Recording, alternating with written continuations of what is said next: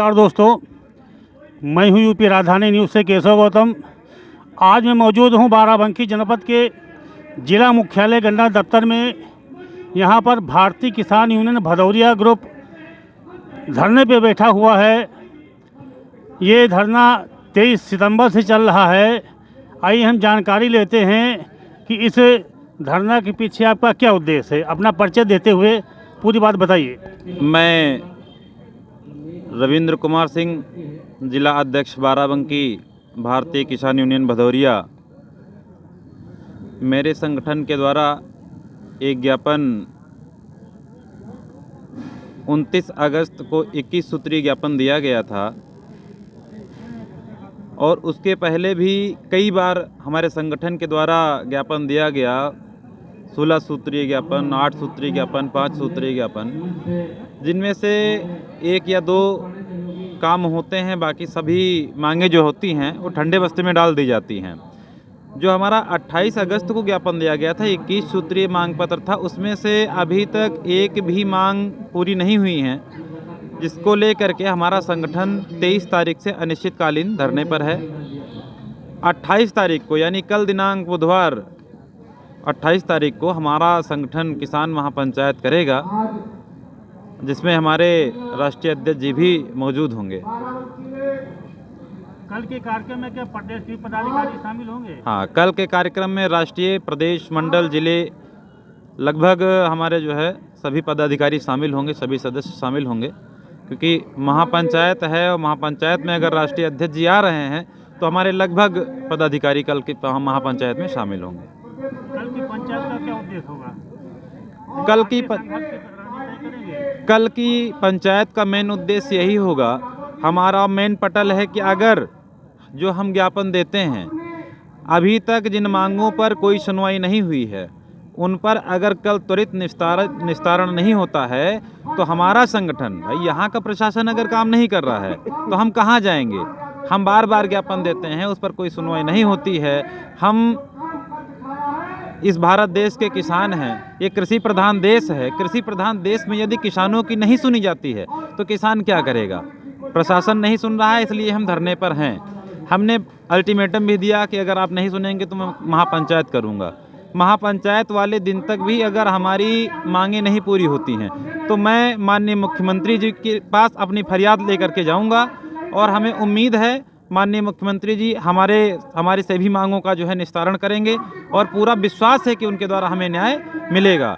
जो हमारा और हमारे ज़िले का, तहसील का, ब्लॉक का जो भ्रष्ट प्रशासन है, इसकी आंखें भी हमारे माननीय मुख्यमंत्री जी खोलेंगे और इनको सजा देंगे और किसानों को न्याय देंगे, इसका हमें पूर्ण विश्वास है। आपके धरना में प्रमुख रूप से कौन सी मांगे शामिल हैं? हमारे धरने में वैसे तो 21 सूत्रीय ज्ञापन है।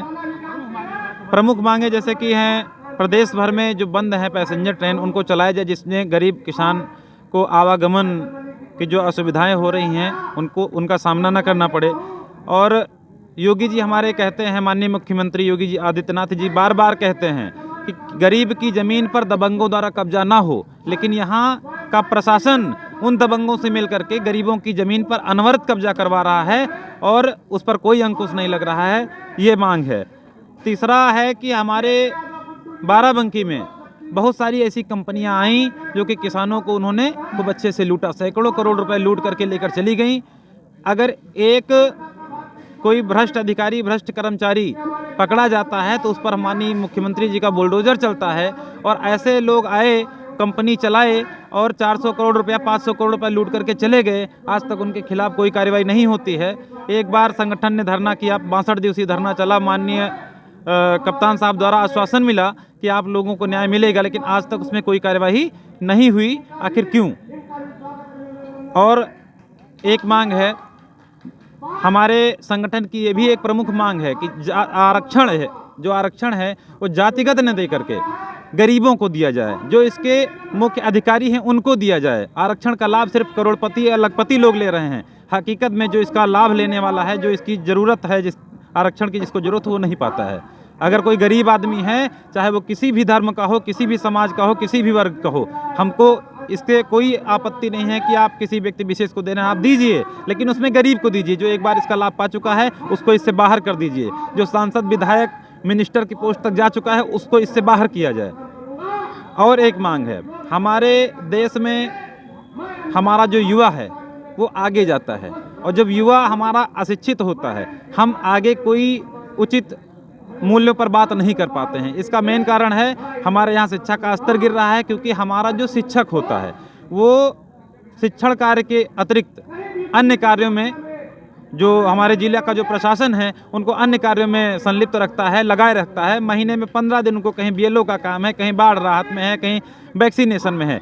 शिक्षक जो है वो सिर्फ शिक्षण कार्य ही करे, जिससे हमारा और आपके बच्चों को उच्च शिक्षा मिले और हमारी जो आने वाली जनरेशन है वो शिक्षित हो, पढ़ी लिखी हो। और जब वो शिक्षित होगी तो इस समय जो बहुत सारी समस्याएं हैं हो सकता है कि इनका वो निवारण कर सकें और किसी के सामने दर दर की उनको ठोकरें न खानी पड़ें। जैसा कि दोस्तों आपकी मांगे वाजिब हैं कि सरकारी अध्यापकों को शिक्षा के अलावा अन्य किसी कामों में न लगाया जाए तो शिक्षा का सुधार होगा, बच्चों को पढ़ाने के पूरा समय मिलेगा।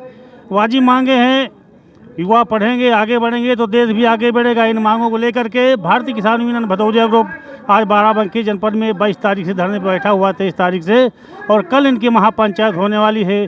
देखना है इनके सुप्रीमो आगे के लिए किस प्रकार का आंदोलन का निर्णय लेते हैं। यूपी राजधानी न्यूज़ से केशव गौतम, नमस्कार।